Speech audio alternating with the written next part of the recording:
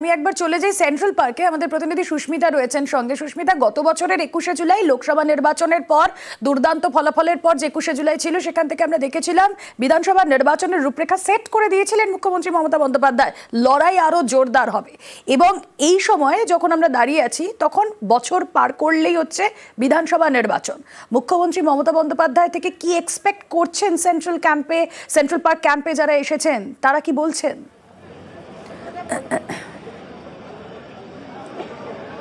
দেখো, তাদের একটাই বক্তব্য, আগামীকাল মুখ্যমন্ত্রী মমতা বন্দ্যোপাধ্যায় কি বার্তা দেন। যে কথা বিশ্বজিৎ জানাচ্ছিল যে বীজ মন্ত্র মমতা বন্দ্যোপাধ্যায় দেবেন, যা 26-এর নির্বাচনে মহিরু আকার ধারণ করবে বলে এই কর্মী সমর্থকরা মনে করছেন, সেই মন্ত্র পেতেই তারা মূলত এসেছেন। এবং ইতিমধ্যে 21শে জুলাইয়ের যে মূল মঞ্চ, সেই মঞ্চ যেমন সেজে উঠেছে, ঠিক তেমনই সেন্ট্রাল পার্ক, যেখানে উত্তরবঙ্গের দূর দূরান্ত থেকে, জেলা থেকে, জলপাইগুড়ি, দার্জিলিং, কোচবিহার, উত্তর দিনাজপুর, দক্ষিণ দিনাজপুর থেকে মানুষ এসেছেন। শয়ে শয়ে মানুষ তারা এসে ভিড় জমাচ্ছেন। এবং গতকাল থেকেই দেখা গিয়েছে তিল ধারণের জায়গা নেই যে 7টি ক্যাম্প তৈরি করা হয়েছে এই সেন্ট্রাল পার্কে। সেখানে একবার ছবিটা দেখাতে বলবো, আমার চিত্র সাংবাদিক গোপাল রয়েছে আমার সঙ্গে। দেখতে পাচ্ছ এখানে মেডিকেল সার্ভিস থেকে আরম্ভ করে যারা এখানকার সাধারণ মানুষ যারা এসেছেন দূর দূরান্ত জেলা থেকে, তাদেরকে পরিষেবা দেওয়ার জন্য এখানে পুলিশ প্রশাসন যেমন প্রস্তুত, ঠিক তেমনই যারা তৃণমূল কংগ্রেস কর্মী সমর্থক রয়েছে, বিধাননগরের যারা নেতৃত্ব রয়েছে, তারাও একেবারে প্রস্তুত। এবং যে মূল মঞ্চের সজ্জা দেখতে এই মুহূর্তে সাধারণ মানুষ ভিড় জমাচ্ছে একেবারে ধর্মতলা মঞ্চে। তার আগে সেন্ট্রাল পার্কের ছবিটাও একবার দেখাবো, তার কারণ মূলত এখানে সেজে উঠেছে সেন্ট্রাল পার্ক। এই সেন্ট্রাল পার্কের ছবিটা একেবারে অন্যরকম, তার কারণ সাধারণ মানুষ তারা যেমন এসে ভিড় জমাচ্ছেন, ঠিক তেমনই গোটা জায়গাটাই 21শে জুলাইয়ের যে মাহাত্ম্য, শহীদ স্মরণ, সেই শহীদ স্মরণেও কিন্তু এখানেও যে অমর 21শে জুলাই, তারও একটি মঞ্চ আলাদা করে তৈরি করা হয়েছে।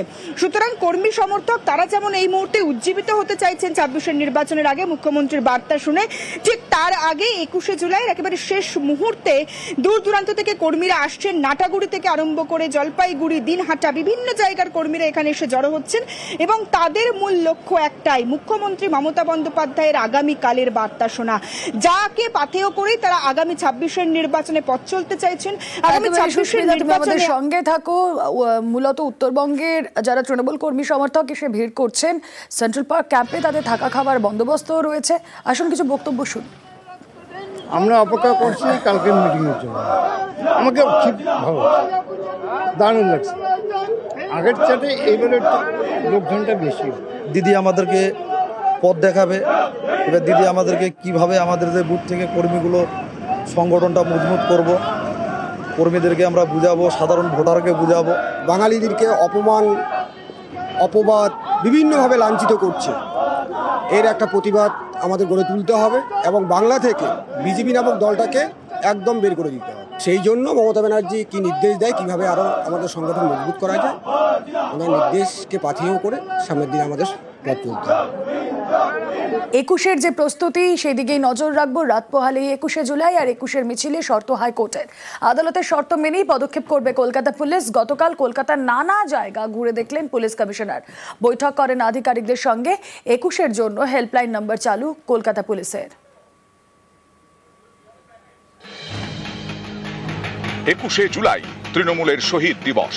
তৃণমূল নেত্রীর বার্তা শুনতে ধর্মতলামুখী হন কর্মী সমর্থকরা। উত্তরবঙ্গ থেকে দক্ষিণবঙ্গ নানা জেলা থেকে আসেন তারা, মিছিল করে জড়ো হন ধর্মতলায়। তৃণমূলের এই কর্মসূচির মিছিলে এবার শর্ত বেঁধে দিয়েছে কলকাতা হাইকোর্ট। আদালতের শর্ত মেনেই এগোচ্ছে কলকাতা পুলিশ। মিছিল আসে যে সমস্ত দিক থেকে, শনিবার সেই সমস্ত এলাকা ঘুরে দেখলেন পুলিশ কমিশনার মনোজ ভার্মা।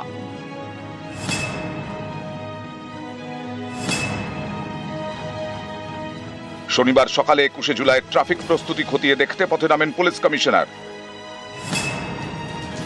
সকাল 11টা, পার্ক সার্কাস 7 পয়েন্টে যান সিপি।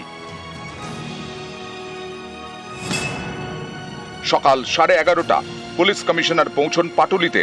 সেখানে গড়িয়া ট্রাফিক গার্ড আউটপোস্টে গিয়ে বারুইপুর পুলিশ আধিকারিকদের সঙ্গে বৈঠক করেন। দুপুর 1:45টা জোকায় সিপি। সেখানে ঠাকুরপুকুর ট্রাফিক গার্ডের 21-এর রুটম্যাপ নিয়ে বৈঠক। বর্ডারিং ডিস্ট্রিক্টে যেখানে ইন্টারসেকশন পয়েন্ট আছে, আশেপাশে যত পুলিশ ইউনিট আছে, ডিস্ট্রিক্ট কমিশনারেট, ওদের সঙ্গে একটা আলাদা মিটিংও হয়েছে। তো প্রস্তুতি আমাদের শেষের দিকে। মাননীয় হাইকোর্ট ক্যালকাটা যে অর্ডার দিয়েছেন সেটাও কমপ্লায়েন্স আমাদের টিম করে দেবে। 21শে জুলাই সকাল 8টা পর্যন্ত মিছিল করা যাবে। সকাল 9টা থেকে 11টা পর্যন্ত রাস্তা আটকে মিছিল করা যাবে না। হাইকোর্টমুখী রাস্তায় ট্রাফিক আটকানো যাবে না। ধর্মতলায় সভামঞ্চের 5 কিলোমিটারের মধ্যে অফিসে যাতায়াতের রাস্তা খোলা রাখতে হবে। যথেষ্ট পুলিশ মোতায়েনের বিষয়টি নিশ্চিত করবেন কলকাতার পুলিশ কমিশনার।